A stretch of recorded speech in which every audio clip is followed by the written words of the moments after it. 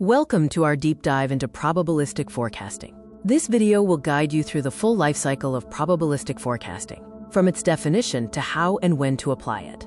Let's start by understanding what probabilistic forecasting truly is. A probabilistic forecasting model predicts a distribution of possible outcomes with probabilities, rather than just a single number.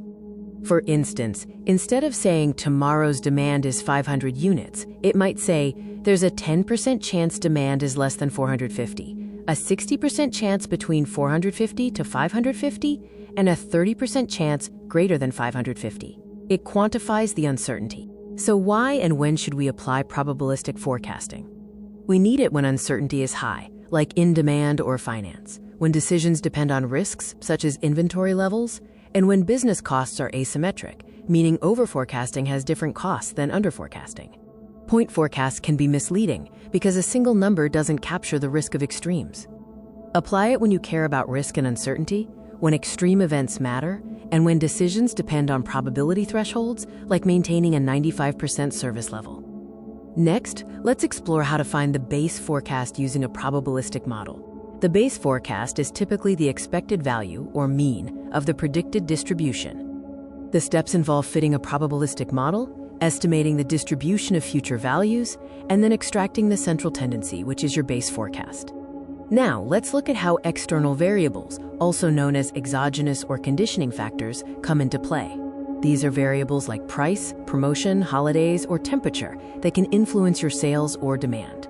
External variables can shift or scale the entire distribution. For example, a rise in temperature might increase the probability of demand exceeding a certain threshold. Time series components are crucial in probabilistic models. Level shifts the whole distribution, trend affects the slope and widening of uncertainty intervals, and seasonality creates periodic patterns in both mean and variance. The residual distribution defines the spread of uncertainty using distributions like normal, student-t, or Poisson. Finally, let's discuss finding and optimizing forecasting error.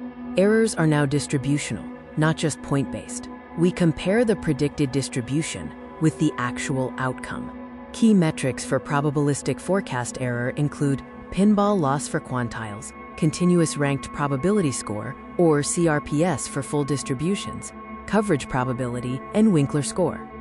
Optimization involves choosing the right model, tuning hyperparameters, selecting the correct distribution, engineering relevant features, using ensemble methods, and evaluating with probabilistic metrics like CRPS and pinball.